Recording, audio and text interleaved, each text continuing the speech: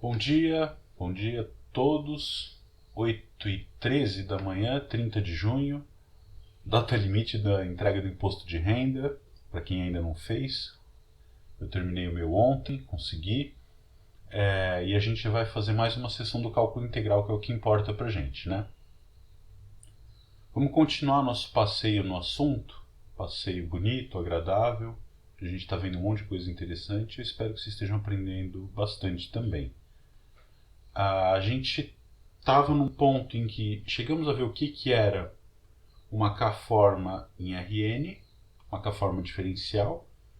Então vamos dar uma retomada rápida nesse ponto, na definição desse objeto. A gente vai passando as notas e, se precisar, eu faço uma continha ou outra na nossa lousinha, tá?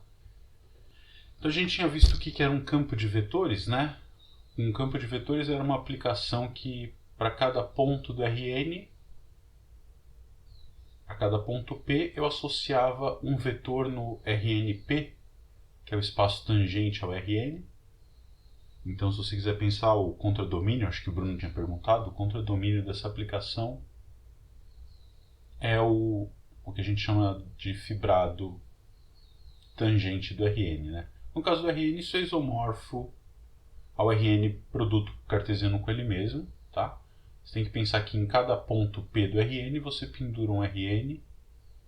Em cada um desses pontos, cada um desses Rns pendurados, você tem uma base que não precisa ser a mesma, tá? Então, o que é um campo de vetores? É uma aplicação que pega um ponto P do Rn e aí ele associa um vetor no RnP, que se escreve com coordenadas na base que você escolheu para aquele RnP ali, tá? A gente vai dizer que um campo de vetores é diferenciável se as coordenadas desse campo, em cada base P, né?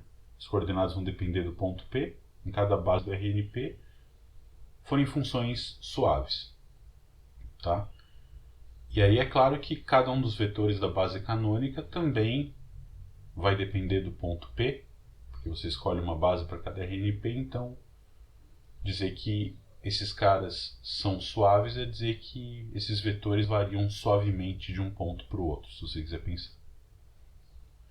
De maneira análoga ao que a gente acabou de falar com o campo de vetores, a gente faz com as K-formas diferenciais, com as K-formas, né? Então, o que vai ser o lambda K do Rn, né? O conjunto das K-formas. Em cada ponto P do Rn, eu vou pendurar o espaço vetorial formado por todas as K-formas definidas em Rn, o RnP. Então, para cada ponto P, eu penduro um espaço vetorial. Tá? O conceito mais geral que engloba isso é o que a gente chama de um fibrado vetorial. No nosso caso, o espaço base é o Rn, numa situação mais geral, ou um pouco mais geral, você pendura num espaço base uma variedade. Né? Então, o espaço base é uma variedade diferenciável e em cada ponto da variedade você pendura algum espaço vetorial conveniente ou alguma estrutura algébrica que você queira. Um grupo, qualquer coisa desse tipo, tá? Por exemplo, você pode pendurar o grupo de todas as bases, as matrizes mudança de base, por exemplo, entre bases ortonormais. Né? Essas matrizes ortogonais, você pode pendurar em cada ponto da variedade o grupo de todas as matrizes mudança de base entre bases no espaço tangente da variedade naquele ponto. Aqui, por exemplo, isso vai te contar coisas sobre a geometria da variedade, por exemplo. Tá? Isso a gente não vai fazer agora, mas é uma coisa, um objeto de estudo interessante. Então o que a gente faz é, em cada ponto do Rn, eu pendurar o espaço das K-formas, que é o que a gente está vendo aqui, né? Então uma K-forma vai ser uma função ômega de Rn. Não é bem no lambda K do RnP, né? É a reunião desses caras para P pertencente a Rn, tá bom? Reunião disjunta. E aí, o que é ω calculado num ponto P? É a K-forma diferencial que você escolheu para ser assumida no ponto P, né? Então ela vai se escrever como uma combinação linear de coeficientes vezes os elementos fundamentais da base do lambda K do RNP, né? A gente viu que o espaço das K-formas é um espaço vetorial de dimensão n escolhe K, e esses produtos exteriores aqui são as bases. Esses caras todos com os índices ordenados formam uma base para esse espaço. Tá, quando que uma forma diferencial vai ser diferenciável? Quando seus coeficientes, todos os seus coeficientes forem funções diferenciáveis de P. Tá? Os coeficientes são funções de Rn em R. Então, a diferenciabilidade desses coeficientes garante a diferenciabilidade da forma. Tá, as operações usuais que a gente tem, você pode somar duas K-formas, pode multiplicar uma K-forma por uma função. Como é que funciona essa conta? Bom, as operações são todas ponto a ponto, né? O que é ω mais eta em P? Ω de P mais eta de P. O que é Fω, onde f é uma função... Bom, vamos supor diferenciável, tá? O que é F vezes ω em P? É f de P, o número f de P, vezes a K-forma ω-P, que mora no lambda K do RNP. E o produto wedge, né, o produto exterior de duas formas, pode ser uma K-forma com uma L-forma, vai dar uma K mais L-forma, também é ponto a ponto. Eta P, wedge, ω-P, tá bom? Um caso especial, quer dizer, a gente pode pensar o que seriam as zero formas do Rn. As zero formas do Rn são aplicações que comem zero vetores e, baseado nesses zero vetores, para cada ponto ela te dá um número, né? Então é nada mais nada menos que uma função de Rn em R, tá bom? Ela pega um número, pega um ponto P, pega zero vetores do espaço tangente ao Rn nesse ponto P e devolve um número. Ou seja, devolve f de P, que é uma função. Então, com isso, o produto edge nada mais é de uma zero forma com qualquer K-forma, é esse produto que a gente viu anteriormente, né? A multiplicação de uma K-forma por uma função escalar. Você faz a multiplicação ponto a ponto. Então, no conjunto das zero formas, a gente consegue olhar para uma derivada, né? Que seria a diferencial dessa função. E a diferencial dessa função, o que ela é? É uma aplicação linear. Tá certo? Se a f é de Rn em R, a diferencial dessa função é uma aplicação linear de Rn em R, e, portanto, em cada ponto P ela vai comer um vetor do Rn, ou do espaço tangente ao Rn no ponto P, e devolver um número. E esse cara é o que a gente chama de DFP. Né? Lembra, o lambda1 do Rn é um espaço vetorial de dimensão n, e portanto é isomorfo ao dual do Rn. Então essa DFP come um vetor, devolve um número. O vetor é um vetor tangente ao Rn no ponto P. E a gente tem então essa forma, que é a DF, que em cada ponto P é exatamente a diferencial da f no ponto P. Como que calcula? DFP num vetor tangente, Dzinho FP, se você quiser pensar para não confundir. Num ponto P, calculado num vetor tangente ao RNP, é a diferencial da f no ponto P aplicada naquele vetor. Eu translado o vetor v do Rn com ponto inicial na origem para o ponto P, e nada mais. Ou este objeto é calculado trazendo tudo para a origem, fazendo a conta com o Dzão f e o representante do vetor v com ponto inicial na origem. Tá claro? Então a gente, a partir de uma zero forma, eu consigo criar uma forma. Esse já é um protótipo do que vai ser a nossa diferencial exterior, tá? O caso particular, a gente vai estar interessado em construir uma base interessante para o espaço das K-formas, né? Então, caso interessante, pega a f que é de Rn em R, que é a projeção na iésima coordenada, tá? Então, a f calculada em qualquer vetor x é a iésima coordenada, é uma aplicação linear, portanto a diferencial é ela própria. Então, o que é o dxi no ponto P calculado num vetor Vp? É simplesmente a iésima coordenada do vetor V, né? A dxi é a π calculada como é linear, a diferencial dela é ela própria, e a dzinho da π índice i é a dzão calculada no V.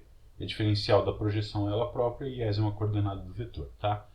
Então, o que é o elemento, o que o dxi faz?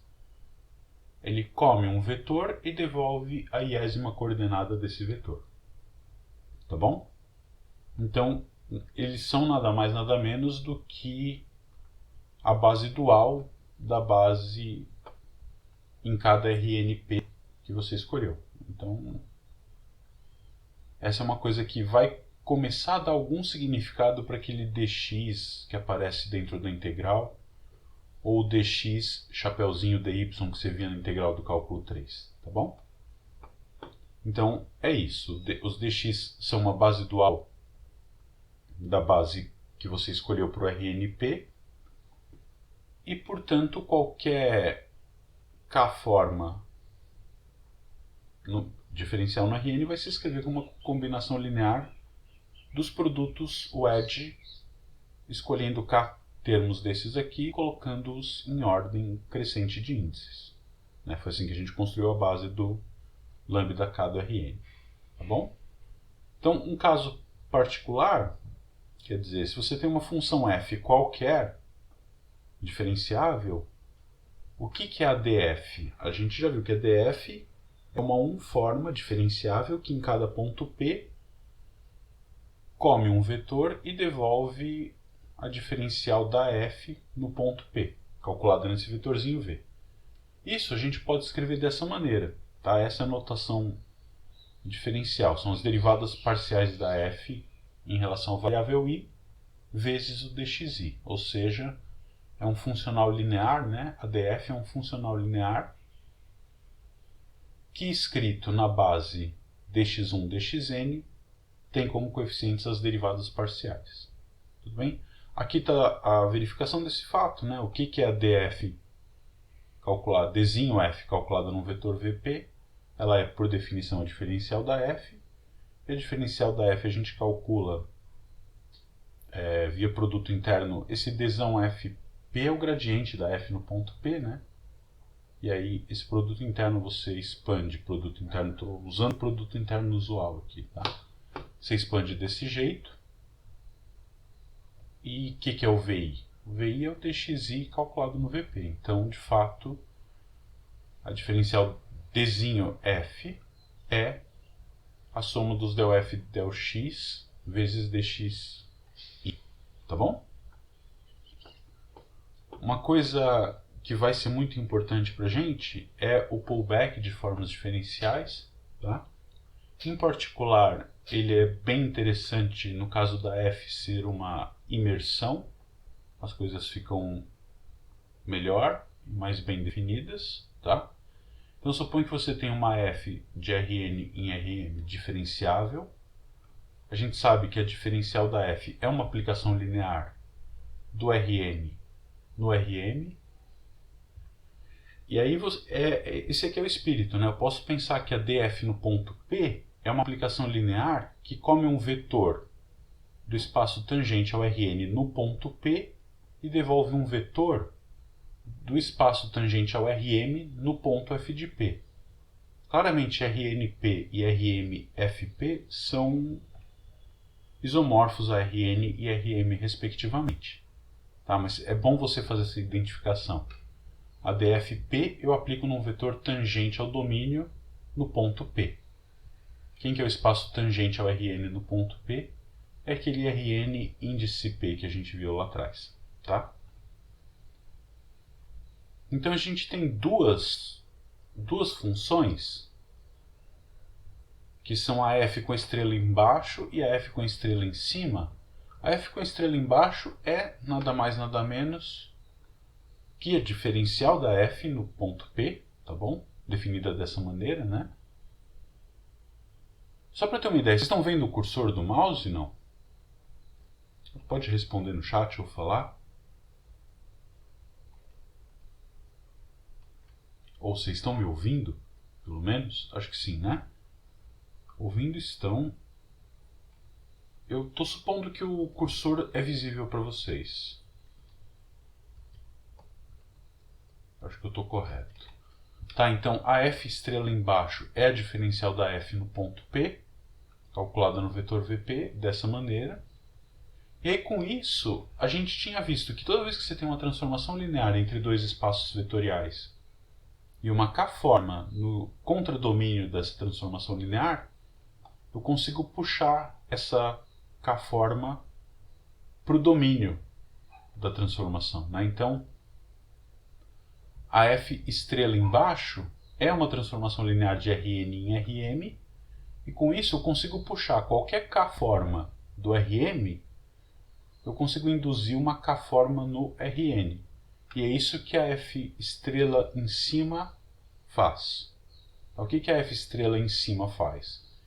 Ela vai pegar uma k-forma do Rm, tangente no ponto f de P, e associar uma k-forma no Rn índice P.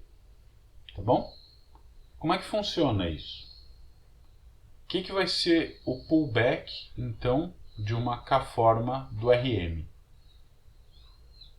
É o seguinte, você faz o pullback ponto a ponto, tá bom?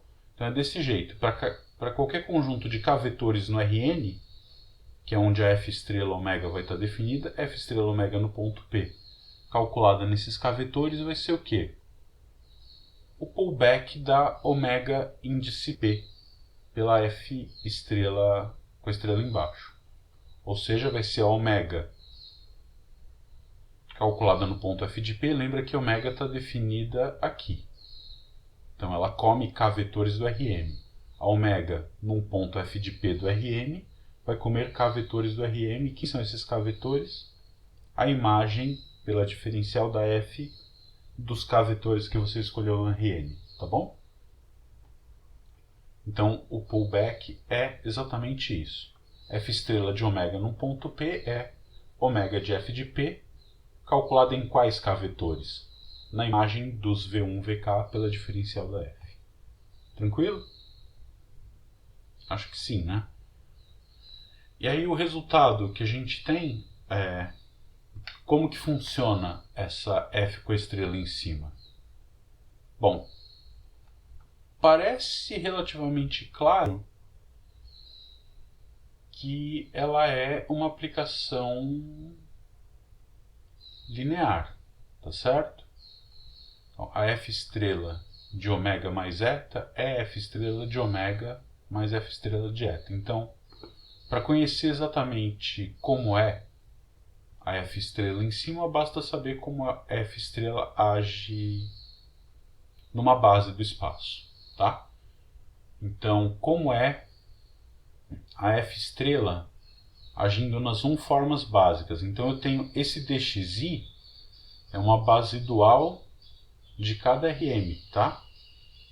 Então, eu tenho para cada ponto Q do Rm, eu tenho o E1, Em, todos eles dependendo de Q, e eu tenho o dxi de Q, que são as bases duais em cada ponto Q do Rm. O que a f estrela faz? Eu vou ter o dxi aqui é uma forma no Rm. Como é que eu puxo ela? Quem que é o f estrela do dxi? É relativamente instantâneo você verificar que ele é exatamente isto aqui, né? É a derivada da iésima componente da f em relação à coordenada j vezes o dxj. Muito parecido com isso aqui, né? Então, uma forma em R Se eu tenho uma f de Rn em R, eu estou fazendo pullback. Essa df, a diferencial da f, é nada mais nada menos que o pullback da forma canônica do contradomínio dessa minha f. Eu tenho uma f de Rn em R, eu tenho uma forma canônica no contradomínio em R, e faço quem é o pullback dela pela f para o Rn. É isso aqui.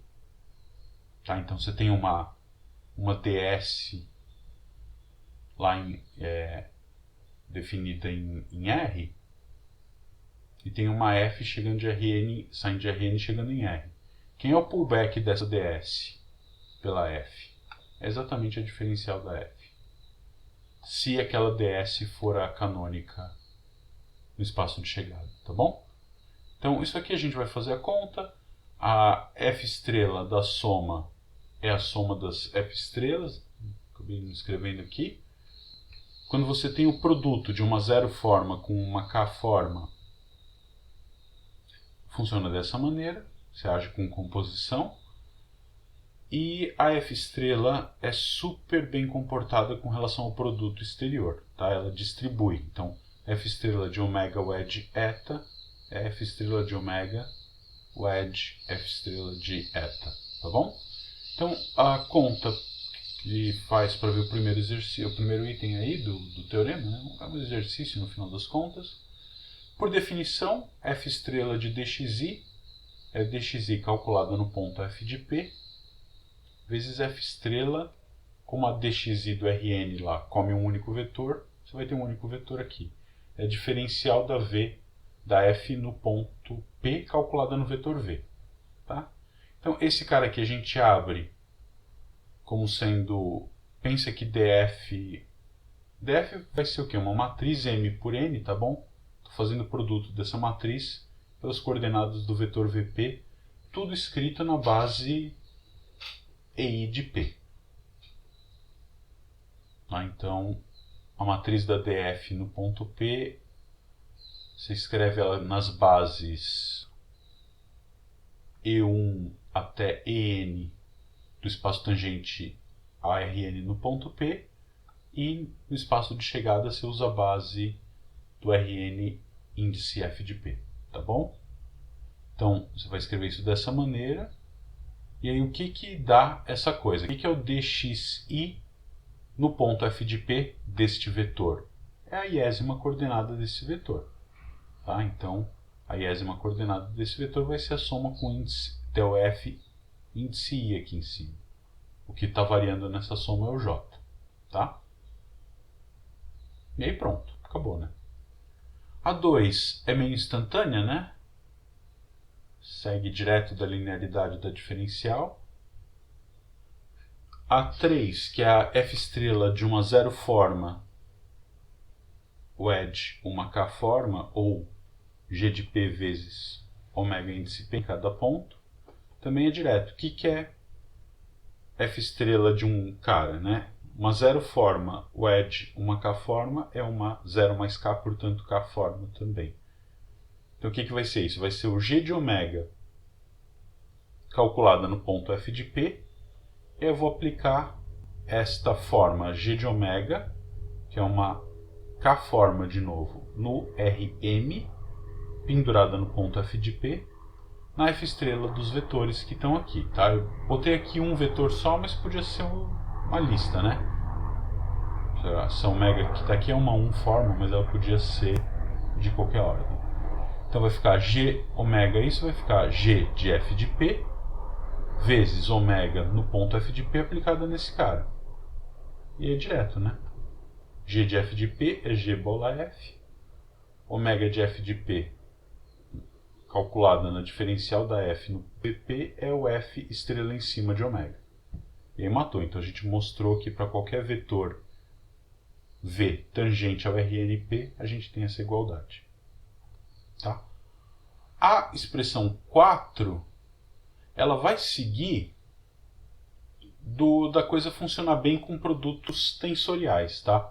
Se você faz o pullback de produtos tensoriais, ele dá certinho.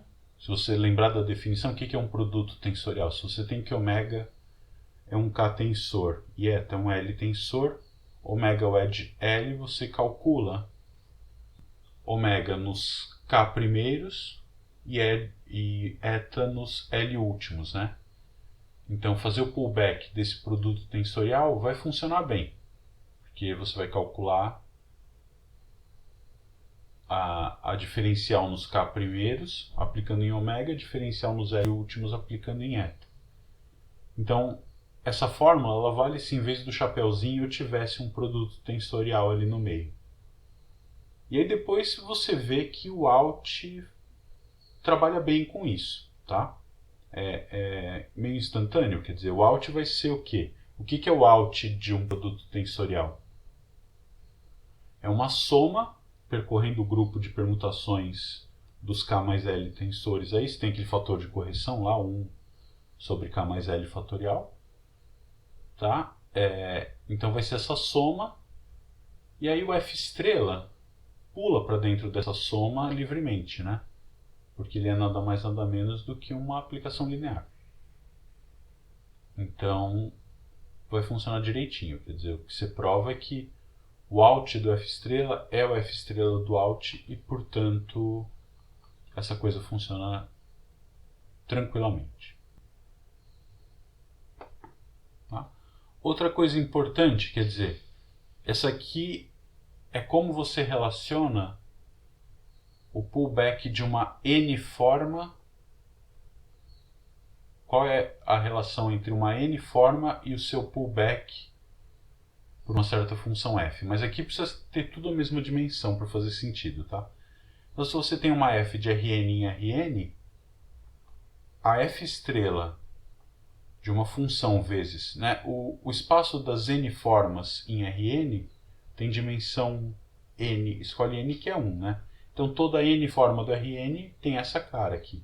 É uma função h vezes esse produto edge dos n elementos em ordem crescente, ou seja, põe todos do dx1 até o dxn. Então o que é a f estrela de uma n forma? Ou seja, eu tenho uma n forma neste Rn e estou puxando para o Rn que é o domínio da f. É h bola f vezes o determinante jacobiano da f multiplicado pelo elemento de volume do primeiro Rn, do Rn domínio, tá? Esse dxns aqui estão nos pontos f de p, se você pensar que f é um diff, né? Todo mundo aqui está na imagem de alguém. Se não, esses dx1, dxn aqui, todos eles estão sentados no Rn índice Q. E esses aqui estão nos Rn índice P, tá? Também, a demonstração desse fato, quer dizer, o que você tem, né? O pullback de uma n forma, ou de uma forma volume, múltipla de uma forma volume no Rn, ela se comporta com um fator de correção que é o jacobiano da f. Portanto, por exemplo, se a f não tem posto cheio, o pullback de qualquer forma, volume é nula. Ou seja, ela leva objetos, ela traz objetos do Rn de chegada para cá com volume zero. Ela colapsa todo mundo. Ou, pelo menos, dois deles, dois caras que eram Li passam a ser Ld no domínio, né? Ou leva caras Li em caras Ld no domínio, no contradomínio. Então vamos lá. Bom, a conta é essa aqui, né? Pela definição, o que é isso? F estrela de H, eu acho que era a propriedade 3 que a gente viu aqui. É H bola F vezes F estrela do dx1 dxn. E o que é o F estrela do dx1 dxn? Se você pensar um pouquinho na álgebra linear, esse cara aqui está super ligado com o determinante dos n vetores que você vai aplicar nele, né? Então, e a f estrela aqui vai ser uma transformação. Em cada ponto ela vai mudar os vetores que você está aplicando nisso por uma transformação linear que é a diferencial da f. Então, para uma outra n forma que também vai ser múltipla do determinante. Então, o fator de correção determinante é aquele fator de correção de volumes, né? É por isso que ele aparece aqui. Então, se você pega e escreve como A e J os elementos da matriz da diferencial da f em cada ponto P, o f estrela do dx1, dxn, esse dx1, dxn que está aqui é do contradomínio. Como é que você calcula isso? Isso vai ser o dx1, dxn. Veja, o coeficiente aqui é 1, né? Isso é importante. E como o coeficiente é 1, você vai fazer a função, você vai compor a função identidade com a f. A função identidade que eu digo constante igual a 1 com f. Então ficaria na frente 1, função constante igual a 1 bola f, que é constante igual a 1, vezes o dx1, dxn, esse aqui, agora é do Rn do domínio, tá? Aplicado nesse cara. E a gente já fez essa conta uma vez, né? Abre esses caras como as colunas da matriz, da diferencial da f. E a gente tinha visto lá atrás que em cada ponto P, essa forma volume aplicada nesses caras, o que sai é o determinante na frente. E acabou, né? Porque esse determinante é exatamente o det da f'. Então fica h bola f e esse cara é o det da f' aplicado em dx1, dxn em cada coleção de n vetores. Ah, você está vendo só para a base. Sim, estou vendo só para a base porque essa transformação é linear. E se eu sei como ela se comporta na base, eu sei como ela se comporta no espaço inteiro. Tá bom? Então, a gente tem essa relação importante que está intimamente ligada com o teorema de mudança de variáveis. Se a gente estivesse dando algum significado de forma diferencial lá atrás para aquele dx dy que aparece na integral dupla, por exemplo. Tá? A gente vai tentar relacionar esses dois conceitos em breve. Tá bom? Então... Professor, Oi! pode ter uma dúvida Claro! lá em cima? Um pouquinho mais para cima. Nesse teorema aí, sobe um pouquinho antes da Vamos pegar o demonstração. enunciado dele. Isso. Bom, o G ômega, ele é também um produto edge, né? Entre uma Isso. zero forma e uma K forma. Perfeito. O terceiro item, de alguma forma, segue do quarto, isso eu não consigo ver imediatamente. Como é que seria o pullback de uma zero forma? A gente fez lá atrás. Vamos voltar? Ele é simplesmente a Ah, composta. desculpa. Não, tranquilo. Mas ele é simplesmente a composta, né? Cadê? Eu acho que a gente esbarrou nisso em algum momento aqui. Não esbarramos. Mas o que é o pullback de uma zero forma? O que é uma zero forma no sei lá, uma zero forma a gente viu que é uma função, tudo bem? Certo? Então Opa, você sim, tem... tudo bem. Tá. Então vamos pensar que essa omega é uma função. Tá? O que vai ser o pullback? Ela vai comer zero vetores, né? Então aí isso é uma coisa que fica... A gente não definiu direito, mas o que era o lambda zero? Vamos voltar lá atrás. É isso aqui. Olha o que é o produto edge. É só o produto, né? Então, se você pega uma zero forma, vai ser uma função de Rn em R. E eu tenho uma outra... Vamos pensar no G, tá? Eu quero fazer o pullback da G por uma F, que é uma função de Rm em Rn. Você está acompanhando isso? Será que é bom escrever? Acho que sim, né? Estou acompanhando, mas acho que ajuda a escrever porque deixa super. registrado. Claro. Vamos lá. Cadê? Deixa eu botar a luzinha para vocês. Aqui. Tem que apertar um botão. Isto, e deixa eu passar a luzinha pro pessoal também do vídeo. Aí. Legal, então vamos lá, a gente tem uma G, uma função de Rm em R, tá bom?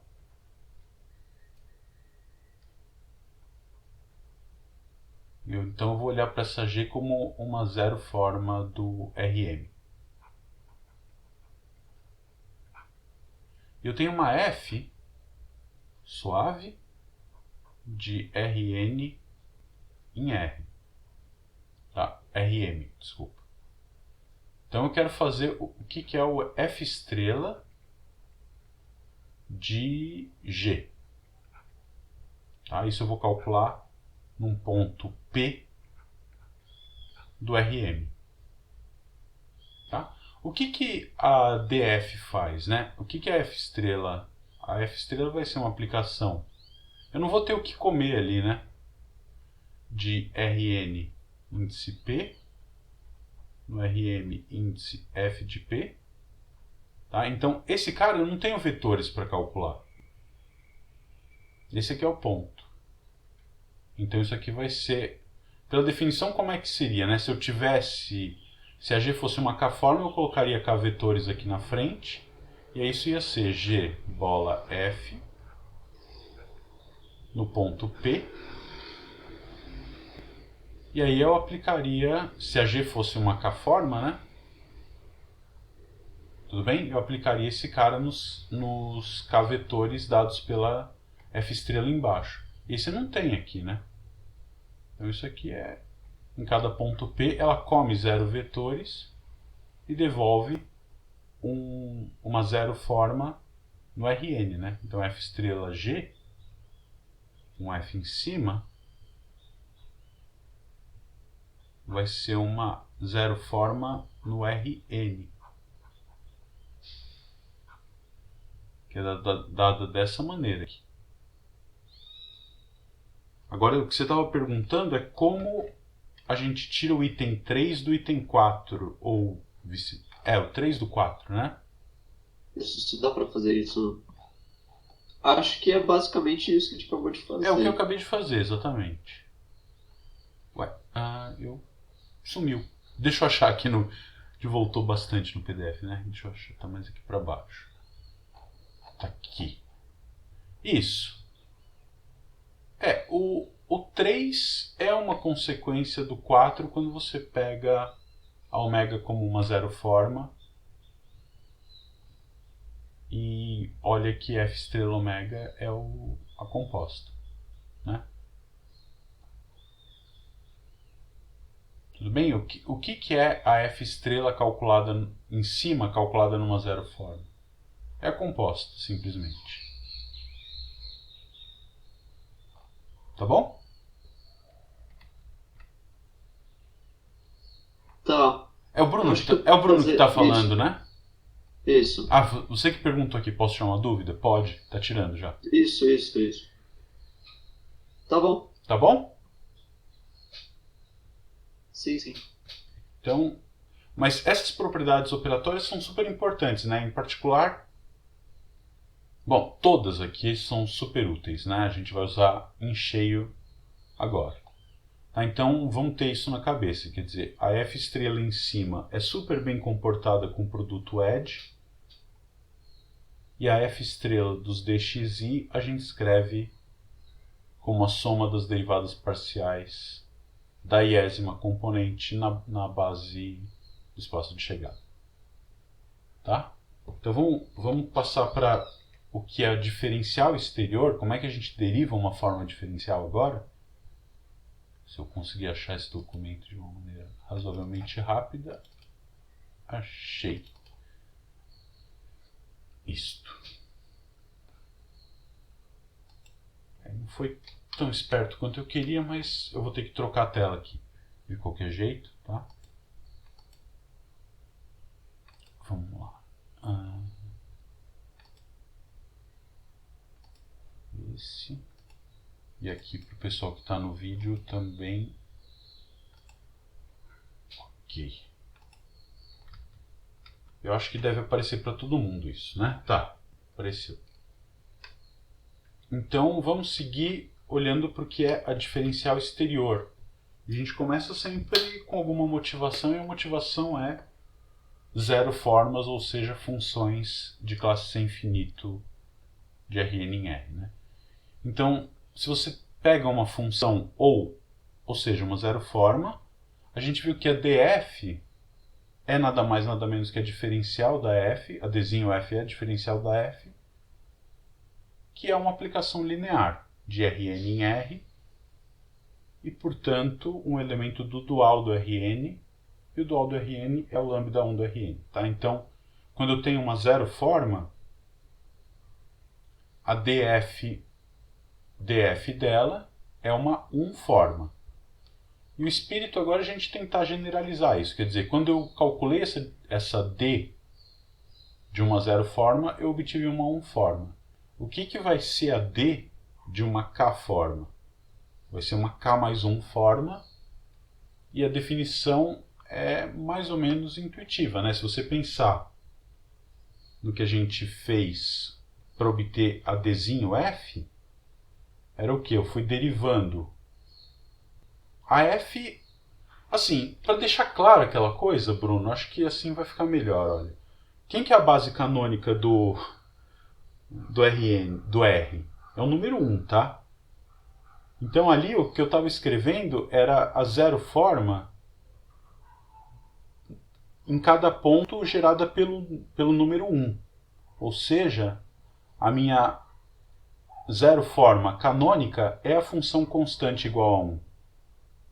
Então se você voltar naquilo que eu escrevi há pouco e botar um número 1 multiplicando ali fora, você vai ficar bem claro o que eu estou falando. É o que eu achei que tinha que fazer, eu ia preencher o detalhe. Isso. A zero forma canônica é a função constante igual a 1, que em cada ponto vale 1, e ela, aplicada em 0 vetores, continua valendo 1. Então você fica com o número 1 multiplicando ali fora. Tá? E aqui é exatamente isso que acontece. Né? Se você pega uma zero forma, eu posso escrever ela do jeito bem estranho assim. A f de p, o que ela é? Ela é igual a f de p vezes 1 índice p, onde o índice p é a função constante igual a 1. Eu estou tomando o valor dela no ponto p, que é 1. Tá bom? E o que vai ser a diferencial da f, então? A gente faz o quê? Eu olho para as derivadas parciais da f e multiplico pelo dx com índice igual da derivada parcial que eu fiz. E é, no fundo, exatamente o que a gente está fazendo aqui, né? Se você pega uma k-forma qualquer, ela vai se escrever dessa maneira aqui, tá bom? E ela é o que, então? Ela é uma soma de uma zero forma com uma produto edge dessa zero forma com esta k-forma canônica. E aí, como é que eu vou fazer a diferencial disso? Eu olho para a derivada parcial desse cara e ponho o dx com índice igual da derivada parcial na frente. E tomo o produto edge com o cara que eu tinha depois. Tá bom? Ou seja, é exatamente o que está escrito na linha de baixo. A d ômega eu vou calcular como sendo a diferencial aplicada no coeficiente, que é uma zero forma, então eu vou ter uma 1 forma, produto edge com a k-forma canônica que eu tinha aqui. Uma 1 forma, o edge, uma k-forma, dá uma k mais 1 forma, que vai ter exatamente essa cara aqui. Tá? Aqui é importante observar que alguns termos desses aqui vão se anular. Tá? Quais são exatamente os termos que se anulam de cara? Todos aqueles onde o dx-alfa é algum dos caras que estava dentro desse produto edge canônico aqui. Por quê? Porque essa forma é uma forma alternada, né? Então, se eu troco dois caras de lugar, o sinal teria que trocar. E se eu tenho dois elementos repetidos, quando eu troco de lugar, eu tenho que trocar de sinal, mas o valor é o mesmo. Então, eu vou ficar com o valor igual a menos o valor. Esse valor só pode ser zero. Tudo bem? Então, esta soma aqui, por exemplo, se eu tinha aqui dx1, dx2, todas as parcelas onde tinha derivada parcial em relação a x1 e as parcelas com a derivada parcial em relação a x2 vão se anular. Porque eu vou ter um dx1, o edge dx1, dx2 repetido, e depois eu vou ter um dx2, o edge dx1, dx2. Tenho dx2 repetido. Essa vai ser uma 3 forma identicamente nula. Tá bom? Então, Professor, Oi! isso quer dizer que se você pega uma n forma, como você já tem todos os vetores, né? O edge já tem o dx1 até o dxn, Aham. A diferencial vai ser identicamente nula, né? Garoto esperto, exatamente. Exatamente. Toda forma de grau maior que a dimensão do espaço é alternada, é automaticamente nula. Certo. Por quê? Porque ela vai pegar um conjunto, ela vai ter que ser aplicada num conjunto de vetores com um número maior que a dimensão do espaço. Por Vai ter que definição, ser esses. LD. Exatamente. Exatamente. E então, se você tem uma n forma no Rn, a diferencial dela é imediatamente zero.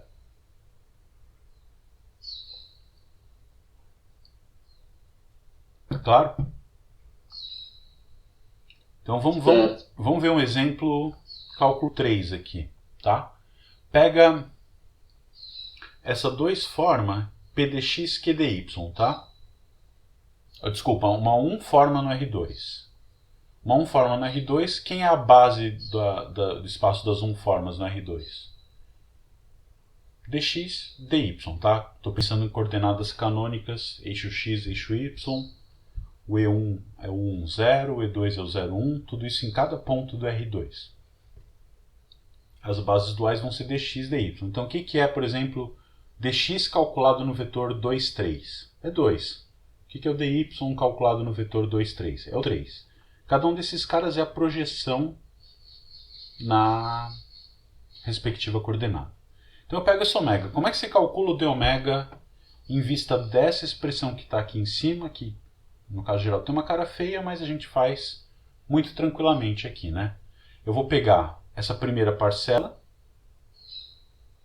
tá? Essa seria uma das parcelas dessa soma aqui, ou da soma aqui de cima, na verdade. Vou calcular a derivada parcial disto aqui, do coeficiente em relação a x, e fazer o e de dx, mais a derivada parcial desse coeficiente em relação a y, o e de dy, tá? Então aqui é dy, o e de dx, mais, aí matou esse cara.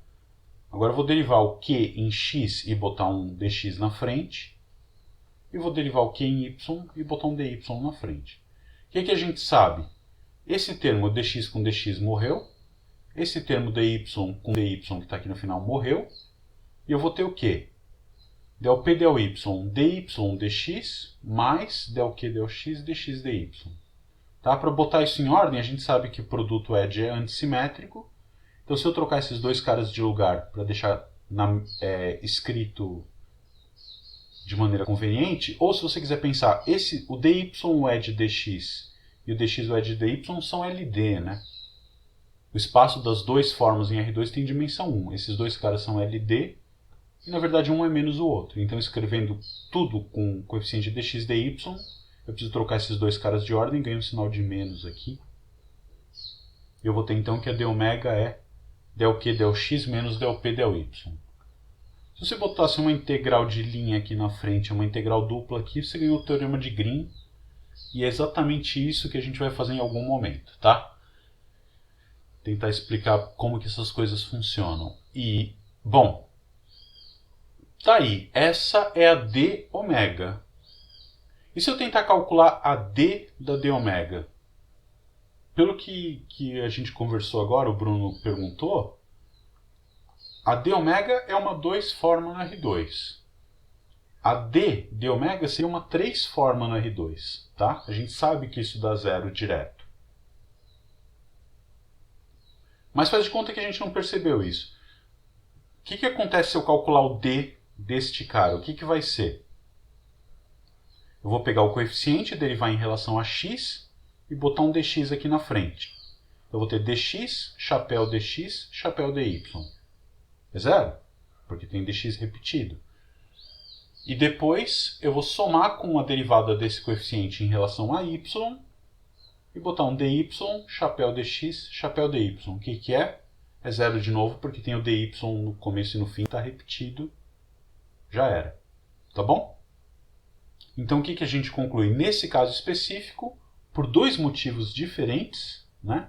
Ou porque uma 3 forma, que seria a diferencial exterior dessa, no R2 tem que ser sempre nula, ou porque quando eu aplicar o D diretamente eu vou ver que já gastou todas as variáveis aqui, eu vou ter que repetir.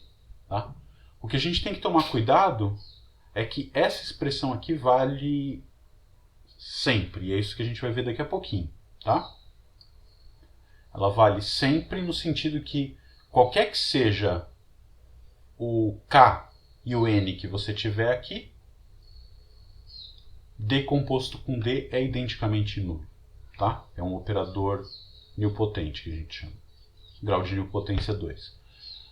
Vamos tentar fazer essa continha no R3 com essa 3 forma. A gente vai fazer a D ômega e depois a D ômega para ver o que acontece, tá? Isso aqui então para a gente é uma 1 forma no R3, tá? Eu posso pegar, vamos fazer a conta, vou mudar a tela para vocês, para o pessoal do vídeo também. Tem esse bug que o negócio fica preto aqui, né? Sure não. Tá bem? Todo mundo vendo a luzinha, então pega uma K-forma, uma 1 forma qualquer no R3. Tá? Então se você tem uma ômega, que é uma 1 forma no R3, ela tem que ter essa cara, né? O lambda 1,3 é um espaço vetorial de dimensão 3, então vai ter que ter um coeficiente, que é uma função suave, na frente do primeiro cara da base, um na frente do segundo, um na frente do terceiro, tá? Então, quem que é a d ômega? D ômega é assim, eu vou derivar esse primeiro coeficiente em x, tá? Eu vou escrever p índice x, eu vou ter dx, wedge dx, derivo ele em y, dy wedge dx, tá? Em princípio eu vou ter 9 termos aqui, né? dz wedge dx. Quando você estiver fazendo conta, você já sabe que não precisa... Opa, aqui é x. Quando você estiver fazendo conta, você já sabe que você não precisa nem escrever esse cara, porque ele é identicamente nulo, tá? Mas depois eu vou ter qx dx chapéu dy. Aqui toma cuidado com a ordem, tá? O edge você põe sempre antes da forma que tinha, né? Então qy dy chapéu dy, que já sabemos que é 0, e qz dz chapéu dy. A última parcela eu vou ter r índice x dx chapéu dz mais r índice y dy chapéu dz mais r índice z dz chapéu dz. Nossa, eu estou sofrendo de uma personalidade múltipla aqui, eu preciso decidir qual é o z que eu vou usar, né? Bom, arrumando a casa, o que a gente vai ver aqui? Esse cara, todos os termos, vamos dizer, nessa diagonal aqui se anulam, né? Então o que a gente tem com dx dy, né? dx dy, na primeira linha eu vou ter ali um qx, vou pôr com um sinal positivo na frente. dx dy tem o qx menos py, tá bom? Pondo em ordem.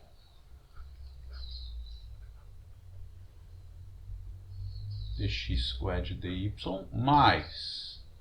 Vamos ver o que a gente tem x com z, né? dx dz eu vou ter rx menos pz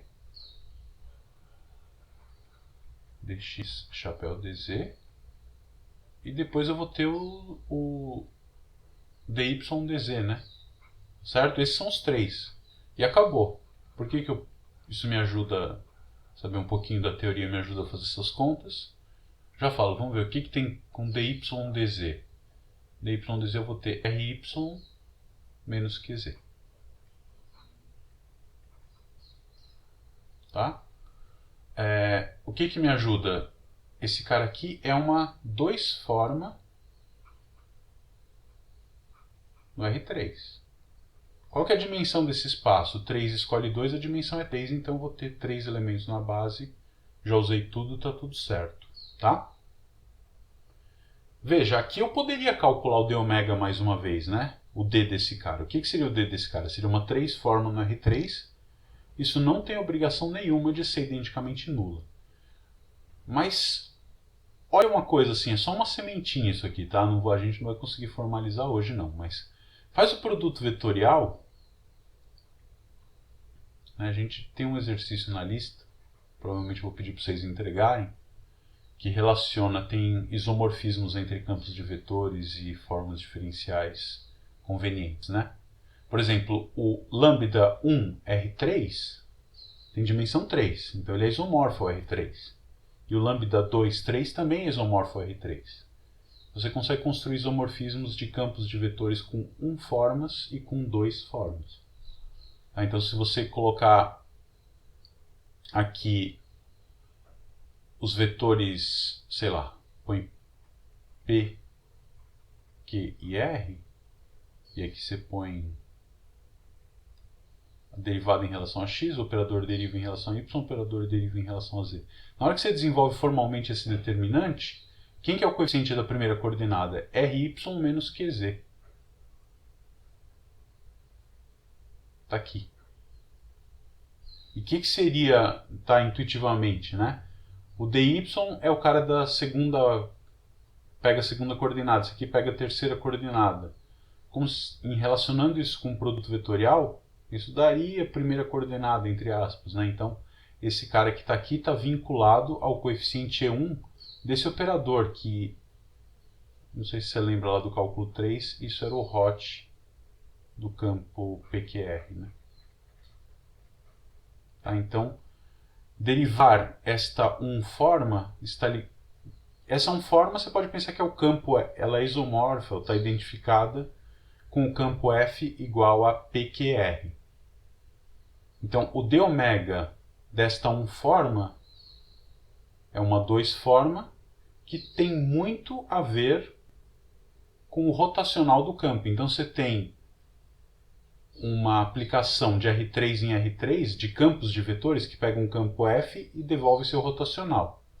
Você tem um operador de derivação de formas para 2 formas que pega o correspondente ao campo e produz uma 2 forma que está ligada com o rotacional do campo. Você tem um diagrama que comuta ali, envolvendo a diferencial exterior e rotacionais de campos. Tá? Tem um exercício na lista brincando com isso, eu vou pedir para vocês entregarem e depois a gente resolve. Tá? Então aqui, por exemplo, se você calcular o d de d ômega, né? Se você quiser escrever d quadrado, ômega, isso é o d de d ômega, tá? Não é surpresa, isso aqui não precisaria dar zero como no caso anterior, do R2. Mas se você fizer as contas, o que vai dar isso aqui, né? Vamos ser um pouquinho mais rápidos. Tá? Aqui, derivar em x e em y não vou precisar, porque vai estar repetido, então vai ficar qxz menos pyz dz chapéu dx chapéu dy. Na segunda parcela, derivar em x e em z não adianta, vai ser só em y, então eu vou ter rxy menos pzy, tá? Estou supondo que tudo é sem infinito, então esses dois caras aqui, por exemplo, são iguais. dy chapéu dx chapéu dz. E finalmente a terceira coordenada, eu só vou precisar derivar em relação a x, né? Então vai dar ryx menos qzx dx chapéu dy chapéu dz. Tá? Isso aqui, se você arrumar, todos esses três caras são linearmente dependentes, né? Eu estou é uma 3 forma no R3, esse espaço vetorial tem dimensão 1, então esse cara se escreve como combinação só do dx, dy, dz. O que vai ser isso? Né? Esse cara vai estar bonitinho, na ordem certa. Esse aqui eu vou ter que trocar esses dois de ordem, então eu vou ganhar um sinal de menos, né? Então, se eu quiser, eu vou pôr um menos aqui e um mais aqui. Na hora que eu escrevo isso como dx chapéu dy chapéu dz. E esse aqui, para deixar na ordem, o dz pula para cá, troca de sinal, e depois pula de novo, mantém o sinal. Então ele fica na mesma ordem. Então o que vai dar esse coeficiente, né? Ele vai dar 0, né? Esse com esse morre, esse com esse morre e esse com esse morre. Então, 0. Tá bom? Então o que a gente conclui? Que D2 de ômega é a forma identicamente nula, que não precisaria ser, porque ela é uma 3 forma no R3. Tá bom?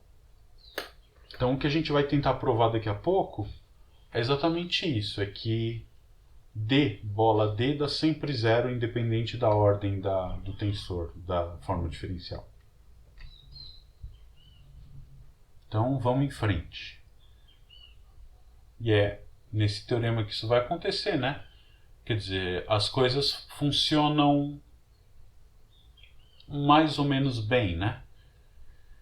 Por exemplo, a diferencial exterior de uma soma é a soma das diferenciais exteriores. Aqui tem um probleminha, né? A diferencial exterior do produto, o edge, ela não é igual à derivada usual do cálculo 1, né? Derivada do produto tem aquela regra de Leibniz, né? Deriva o primeiro, copia, mais copia, deriva. Aqui não é bem assim, né? A diferencial de um produto edge vai ser igual a Leibniz dependendo da paridade do grau da primeira forma diferencial. Tá? Então você deriva a primeira, calcula o diferencial exterior da primeira, o edge a segunda, e aí você tem esse fator de correção que é menos 1 elevado ao grau da primeira forma, o edge a derivada da segunda. A ômega, o edge, a derivada de eta. Tá? Terceira coisa importante, qualquer que seja a tua K-forma no Rn, D bola D é sempre 0. E a outra propriedade bastante importante que a gente tem é que o pullback comuta com o D. Isso aqui é uma super mão na roda pra gente, tá? Na verdade, é um passo crucial na demonstração do teorema de Stokes. Se você tem uma K-forma, a D ômega, uma K-forma em Rm, a D ômega vai ser o quê? Uma K mais 1 forma em Rm. Então eu estou fazendo pullback de uma K mais 1 forma em Rm, isso vai me dar uma K mais 1 forma no Rn. Esse cara o que é? É uma K forma em Rn, a diferencial dela vai ser uma K mais 1 forma em Rn. Portanto, eu vou ter duas K mais 1 formas em Rn e coincide delas serem iguais. Tá? Então, o pullback comuta com a D. Vamos ver como é que a gente prova essas coisas. O primeiro, obviamente, não precisa ser feito, porque se você olhar para a definição, vai seguir imediatamente da linearidade das derivadas parciais. Né? Del x alfa é linear, portanto, se eu somar coeficientes ali, vai funcionar bem. A regra de Leibniz torcida, né, se você quiser chamar assim, isso o pessoal chama de antidiferencial exterior. Então, se você pegar, vamos ver passo a passo, né, duas formas canônicas, ou seja, que tenham coeficientes 1, né, coeficiente 1 constante aqui, o que é o d ômega? Quando eu for calcular as derivadas parciais desses coeficientes, vão ser todos zeros, então a d ômega é identicamente nula. Então isso aqui é uma K-forma, a d ômega é uma K mais 1 forma identicamente nula. Idem para eta, que vai ser uma L mais 1 forma identicamente nula. E aí, portanto, vai valer a fórmula, né? Esse produto edge vai ser uma K mais L forma com coeficiente constante 1. Quando eu derivar, os coeficientes vão ser todos nulos, portanto ela vai ser identicamente nula. Tá? Então, o produto edge de duas formas canônicas vale a fórmula. Lembrando que esse cara aqui não importa a ordem dele, né? Porque os dois termos ali vão ser todos nulos. Né? Você vai ter um menos 1 elevado a k multiplicando uma forma nula depois. Então, não importa. Se você tem que ômega, a primeira é uma zero forma, então eu vou tentar ver a validade dessa fórmula quando k é zero aqui, né? Isso aqui é uma função. Então é d de f wedge eta. F wedge eta é f vezes eta. Então, como é diferencial de uma função vezes uma forma eta de grau qualquer? Eu vou querer ter como resultado a df wedge eta mais f wedge d eta, tá? O k é zero aqui. Então, vamos fazer essa conta. Então, uma zero forma uma função sem infinito, o produto edge é simplesmente f vezes eta, e essa diferencial vai ser o quê? A diferencial da f vezes eta. O que é f vezes eta? Eu vou escrever a eta na base canônica, tá certo? Esquece isso aqui. Ela vai ser esses coeficientes, e quando eu multiplicar pela f, a f vai entrar dentro do somatório. Calcular essa diferencial exterior é nada mais nada menos do que fazer o quê? Aplicar a regra do produto, né? Então vai ser a derivada parcial desse coeficiente com um dx-alfa aqui na frente. O que dá a derivada parcial desse coeficiente? Vamos escrever isso. Deixa eu ver se eu consigo fazer um truquezinho aqui para...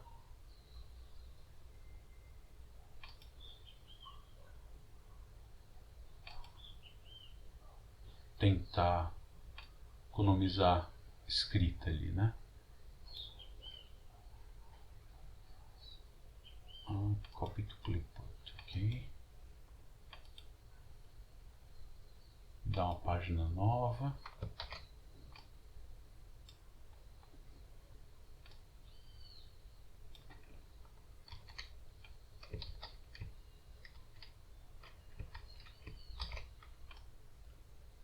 Só estou arrumando aqui uma coisinha e a gente já mostra para vocês.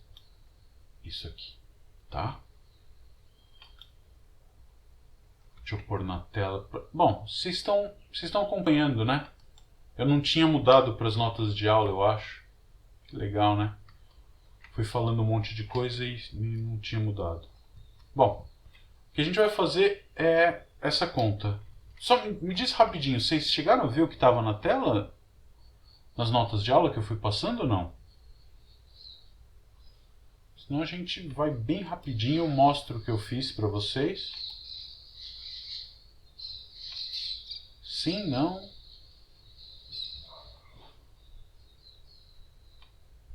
Bom, eu acho que no vídeo... Tá, apareceu, deixa eu ver. Ah, abriu e acompanhou. Tá, vocês têm o... Na tela eu não passei, né, Vinícius? Mas, puxa vida, deixa eu tentar arrumar isso rapidinho. É muita coisa para pilotar ao mesmo tempo aqui.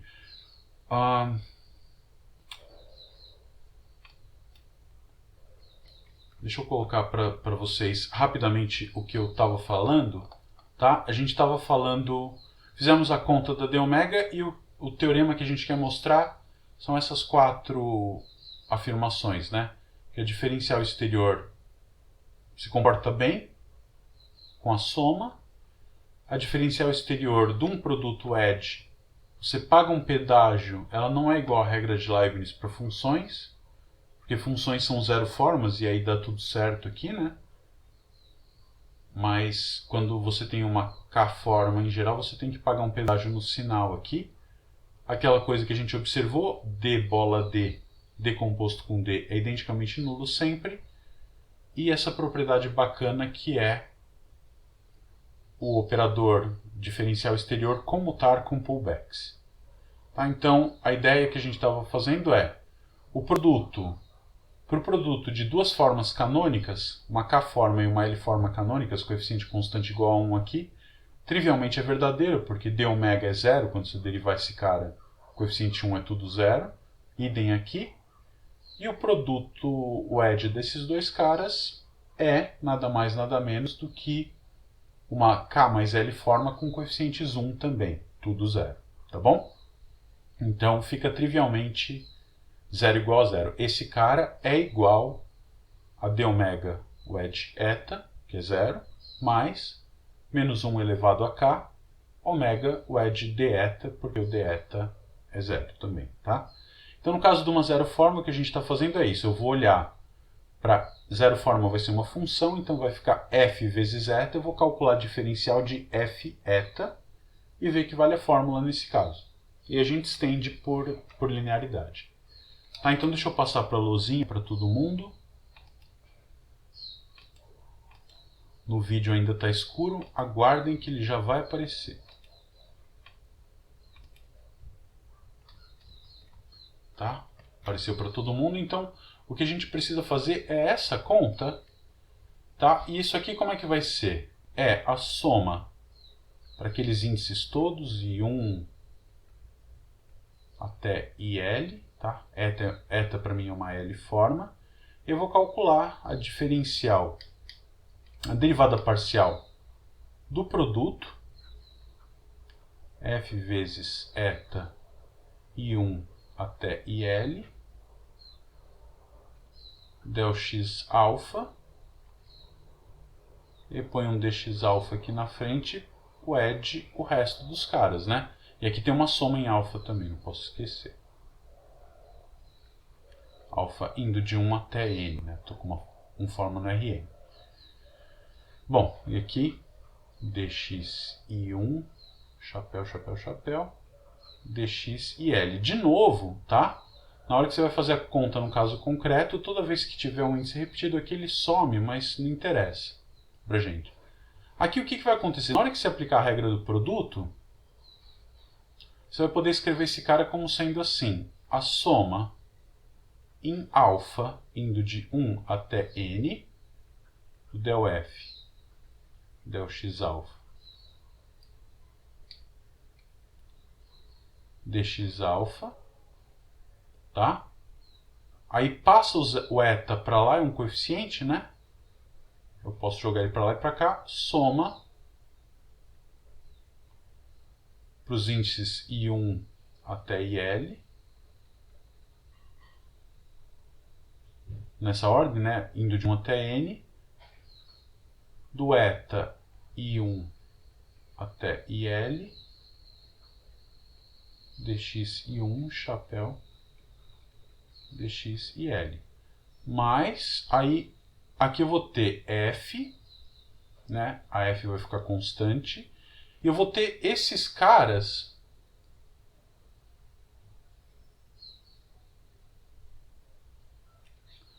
as derivadas parciais da eta, né? E o que vai acontecer agora? Por que aparece aquele menos 1 elevado a k na frente? Porque eu vou ter que passar esse dx alfa, vou ter que jogar ele lá para frente, tudo bem? Então ele vai ter, aqui no caso é uma zero forma, né?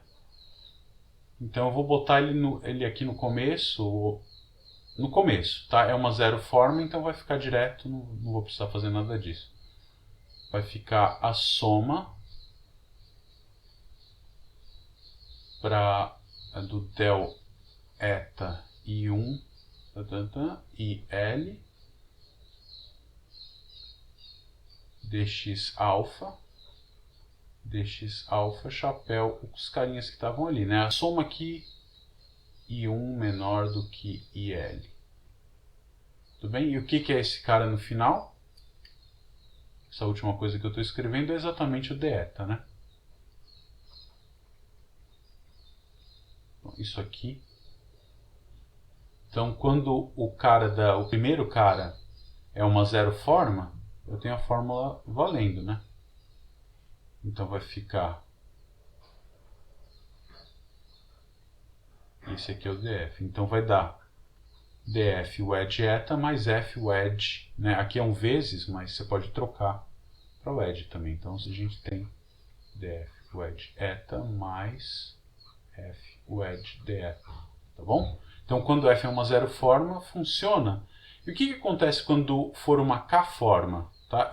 É mais chato escrever do que você entender isso. Se a minha primeira é uma k forma, o que vai acontecer?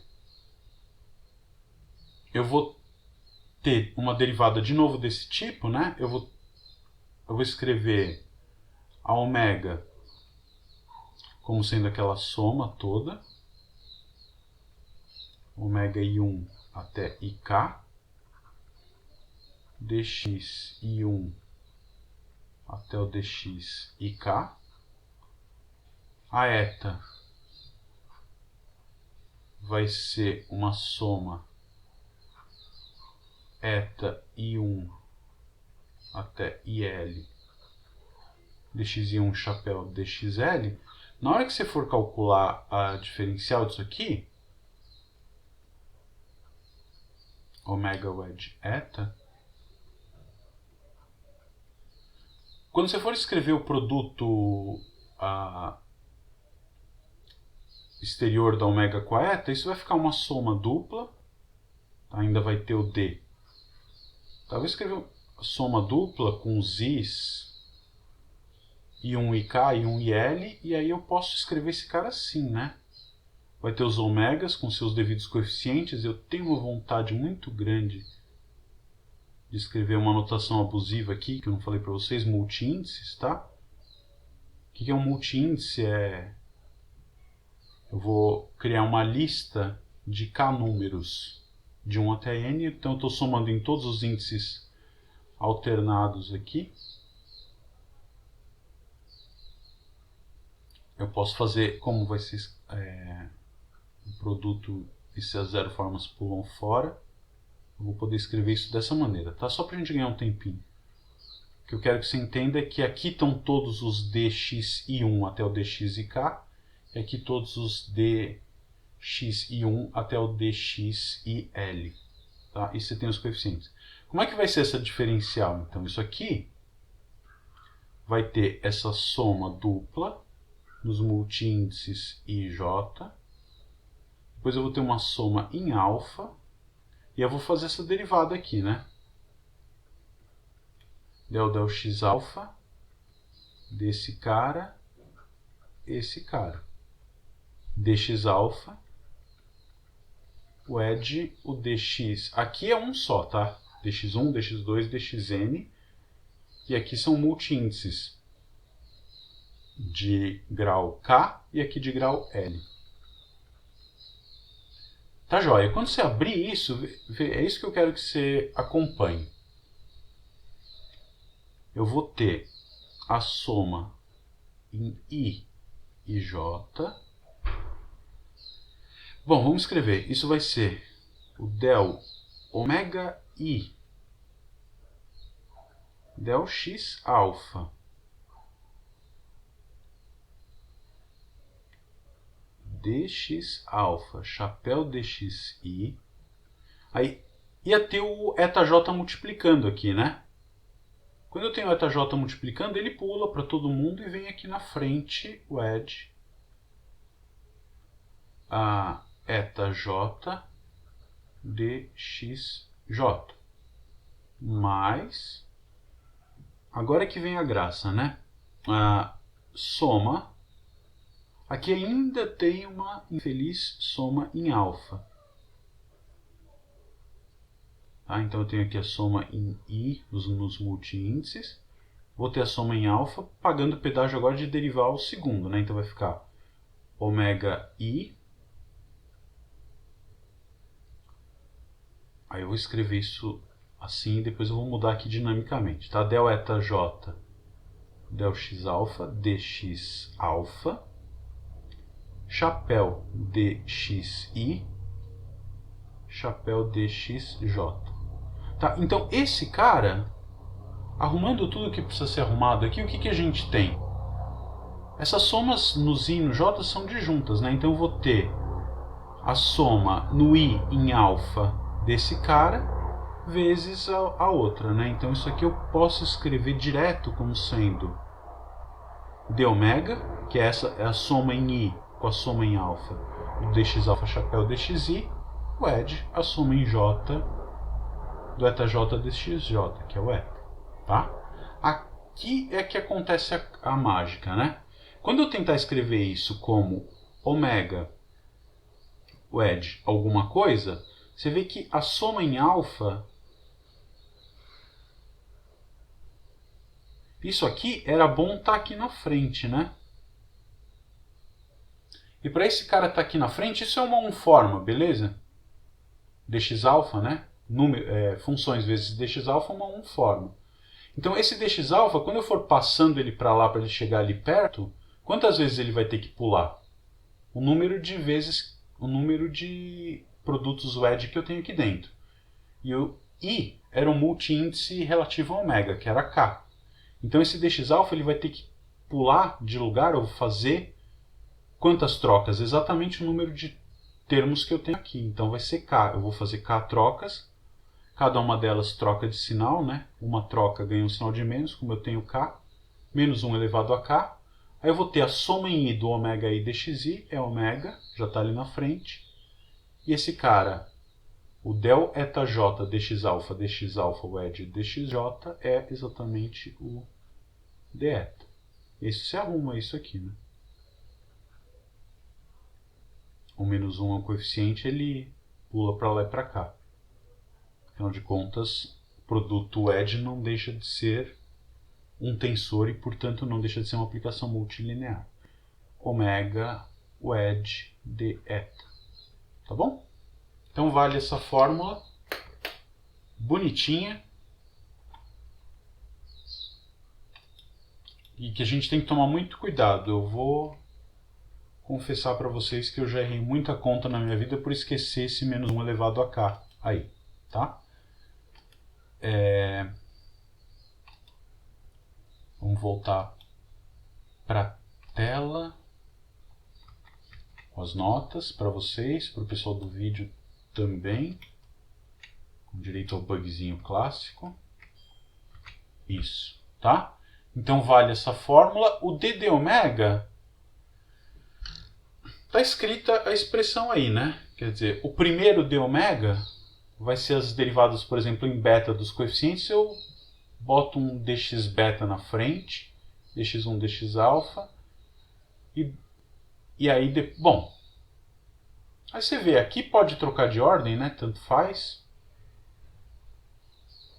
Mas o ponto é esse, é que quando você escreve, pode trocar porque eu estou supondo os coeficientes em forma diferenciável, C infinito ou C2 no mínimo, né? Então o que vai acontecer? Na hora que você escreve o d ômega, vai ter uma soma um dx beta, chapéu dx beta, e cola esses caras no final. Depois, eu vou ter, quando eu for calcular o d de novo, eu vou calcular a segunda derivada desses coeficientes, agora na variável alfa, e meter um dx-alfa na frente. Por que isso dá sempre zero? Por conta dessa observação que está aqui no final, né? Alfa e beta variam livremente, cada um deles de 1 até n. Tá? Então, por exemplo, quando alfa e beta forem iguais a 1, tenho garantido índice repetido aqui. Depois vai ter uma hora que o alfa é 1, o beta é 2. Então vai ter um dx1, dx2, no outro vice-versa. Então, para cada beta, para cada índice beta eu vou ter um índice alfa repetido. Eles vão aparecer sempre em parzinhos. Tá bom? Então, para cada beta fixo, vai ter um alfa que vai ser igual àquele beta, e portanto zerou isso aqui. Esse é o argumento para garantir que o d, bola d, é sempre zero. Tá bom? Que a gente constatou naquele caso com A derivando duas vezes aquela 1 forma no R3. Tá, o 4, para ver que o pullback funciona bem, o truque é meio que fazer por uma indução. Tá? Então, se você tem uma zero forma G, eu vou mostrar que o F estrela do DG é o D da F estrela G. Isso está feito aqui, né? F estrela da DG, o que é? O que é DG? Essa 1 forma, o F estrela dela vai ser DG calculado em F de P, aplicada no vetor DF calculado em VP. Isso é nada mais nada menos que a regra da cadeia derivada da G bola F, calculada em VP. E do outro lado, a D da F estrela, o que é F estrela G? A gente conversou agora há pouco, falando que o Bruno perguntou. F estrela em cima com G é a composta.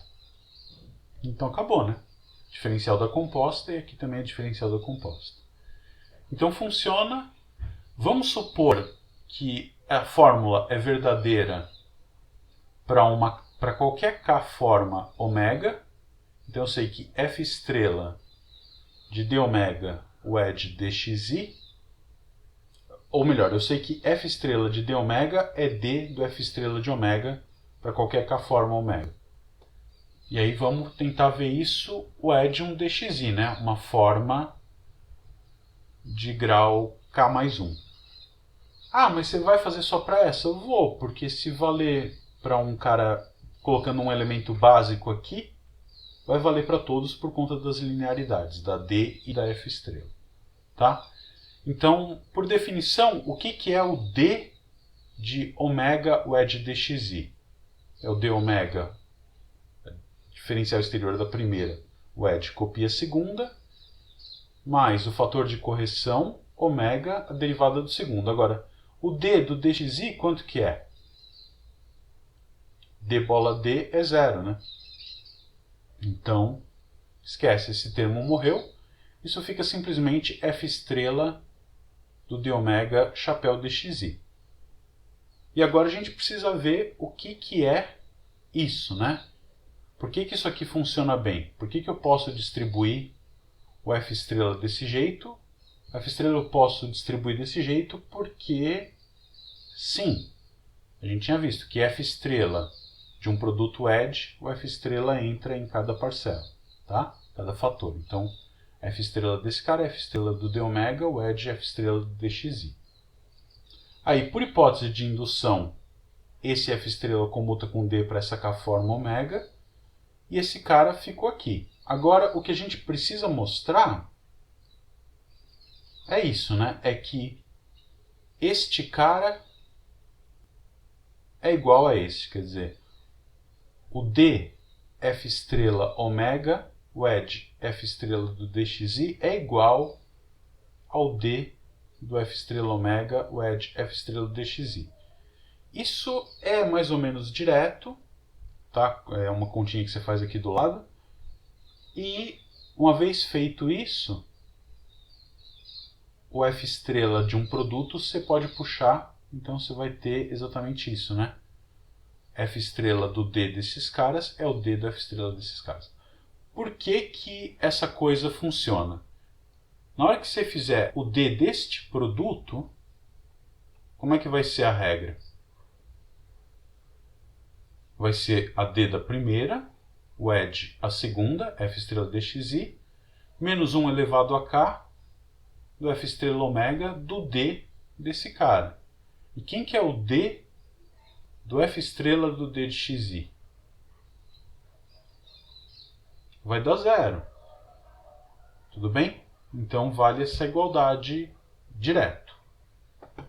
Então a gente conclui que podemos, então, comutar livremente o operador diferencial exterior com pullbacks.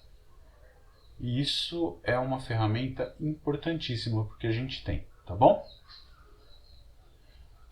Uma coisa que você pode ter como curiosidade, tá?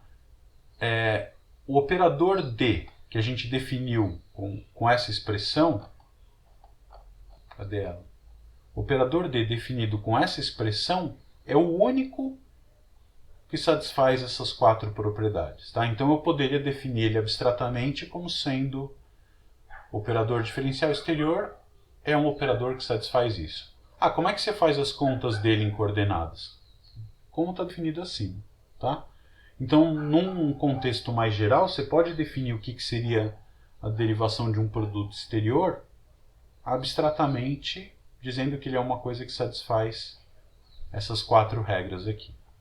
E você pode generalizar isso para contextos bem arbitrários, tá? Agora vamos tentar fazer uma coisa que a gente não vai fazer hoje porque já acabou o nosso tempo, né? Eu não quero ficar invadindo o recreio. Não sei como é que vai ser o recreio de vocês hoje, mas não vai ser bagunça no corredor, né?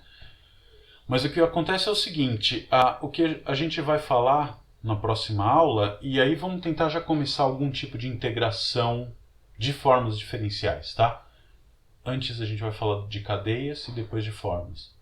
Mas a ideia é tentar relacionar aquelas coisas que você também viu no cálculo 3, de campos conservativos, integrais de linha independente de caminhos e tudo mais, na linguagem de formas diferenciais, tá?